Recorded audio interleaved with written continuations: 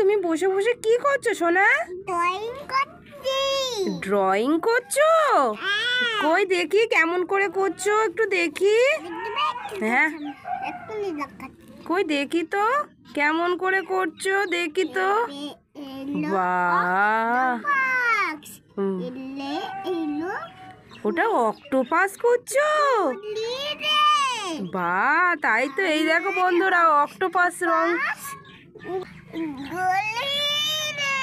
ও মা, এই দেখো কি সুন্দর করে করছে। এই দেখো বাবাই কি সুন্দর করছে, দেখেছো?